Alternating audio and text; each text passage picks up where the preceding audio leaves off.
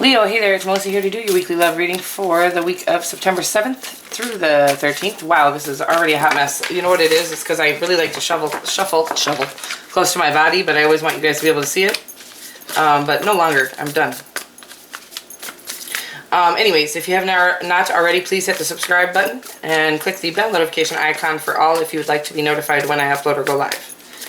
Also, this is for Leo, Sun, Moon, Rising, and Venus, but it will not resonate for all of you. If it does resonate for you, please hit the like button and feel free to share on other platforms. There is a description, there is a PayPal me account linked in the description box below. If you would like to leave a donation for this channel, thank you so much. I appreciate any amount, large or small. There's also a price list and an email address to get a hold of me. Please do not put any money on for a personal reading on my PayPal me account unless I have confirmed via email. All right, you guys, let's get at it. Leo, love life. Let's get it. Sun, Moon, Rising, Venus. The way, the energy that you're bringing to the table, I'm switching it up a little bit. The energy that you're bringing to the connection, the energy your person's bringing to the connection, and then the connection's outcome. Okay, some slow movement, that's okay.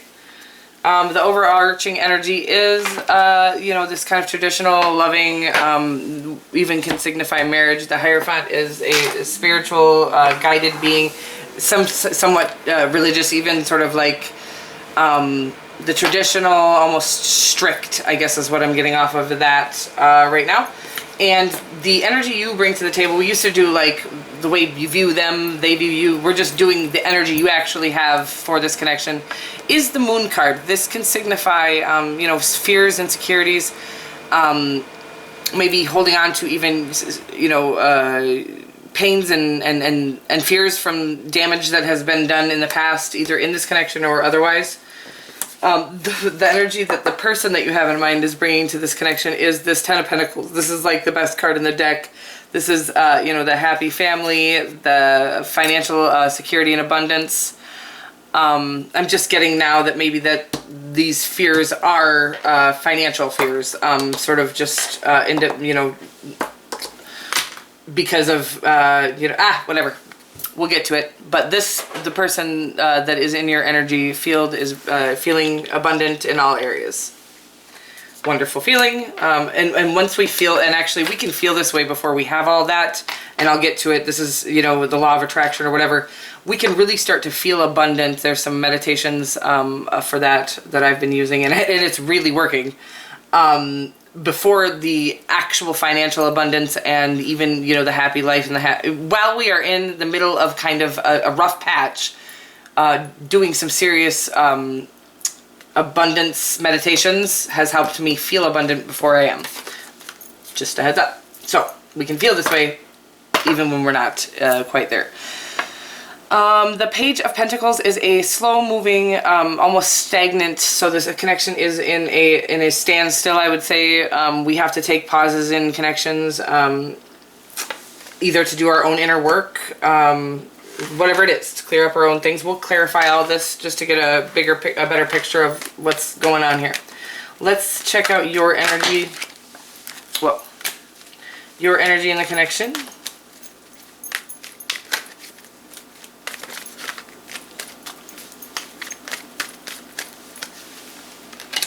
All right, but wow.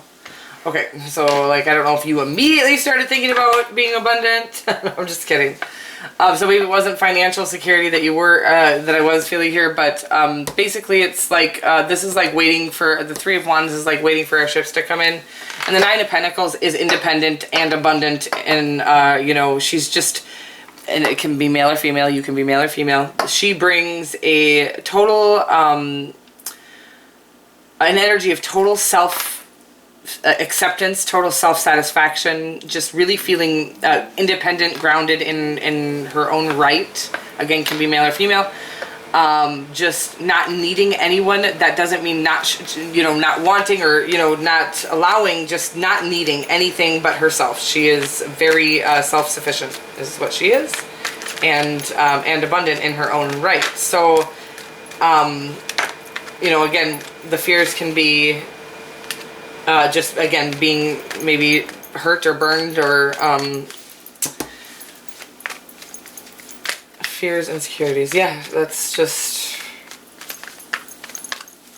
likely something we're causing in ourselves. So all of that can be healed with personal inner work.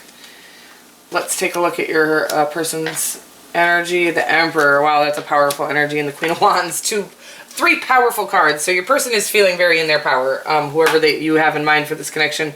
The Emperor is the ruler of his own world. Again, can be male or female. Just really the boss of all bosses, the king of all kings, right? The higher than everyone. And the Queen of Wands is this powerful, attractive, passionate being. She's the queen of the fire signs. You are the Queen of Wands.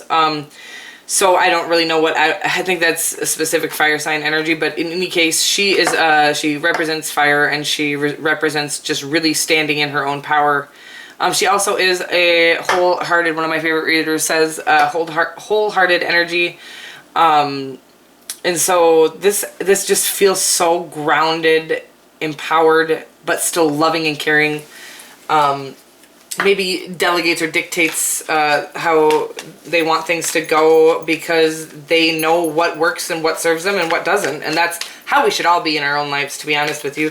Cutting out things that don't serve them and only allowing things that are conducive to their best life. That's the kind of energy clearing we all need to do. So the connection here is gone through some things. So what I'm thinking is, this is the Death card. This signifies death and rebirth. I don't really need to bring it up over there. Death and rebirth. So this connection has, has gone through some things. Like whatever that is, the death of the old way this relationship was, or if this is a new relationship, it's kind of like maybe you had to do some rebirthing on your own. And really then rebirthing of this connection. So we're off to calmer shores with the Six of Swords. This is kind of moving on from trauma and deaths and rebirths onto calmer shores, and things are going to start lightening up for you. However, this stagnance is probably going to be here for a moment while we do some healing. That's fine. That's actually acceptable. That's needed. That's needed. I always say acceptable, but needed is what that is. We don't want to rush into anything after we've been through a death and a rebirth. Really want to get our bearings, feel it out for ourselves, and then we get to pour into ourselves and then pour into everyone else. This Queen of Cups is this all loving, nurturing, the intuitive mother of all things.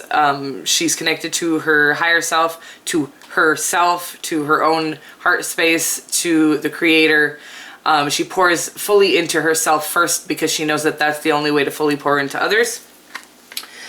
So that's the connection as a whole. It's like that this connection is willing to do the work.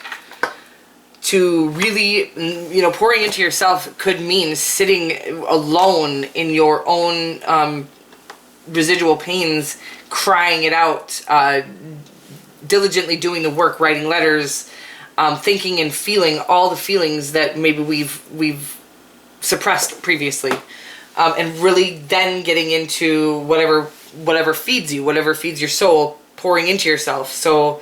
Once we've healed up all the pains, now we can do things that we're passionate. Well, you can always do things that you're passionate about. That can always help you in a space of being down. But filling and feeding her own passions so that she can fill and feed the rest of. And this can be male or female, always. There is no gender attached to the tarot, even though there are genders on the cards. That doesn't signify a gender in real life. Okay, so let's get you guys a Romance Angels card. We're 15. This romantic feelings popped out twice, so we're taking that. And we'll take one more. Romantic feelings, it says your feelings are real and worth exploring. And it looks like it. Yeah, I don't know what these fears and insecurities are. I just think that maybe just the uncertainty of knowing where you're going in general. This can happen because of COVID, like just all the newness in the world that we're not sure of, and make the effort. So this is Make the effort. It says, great love is worth taking the steps you're guided to take. This is real.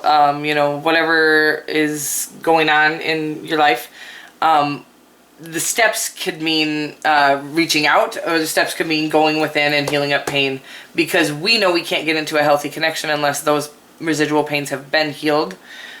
So they're not fun. It's not fun to do, and oftentimes, again, if we have no reason to really do them, if we're not hit with a tower moment or sort of a shakeup of our life, we could just kind of float idly by.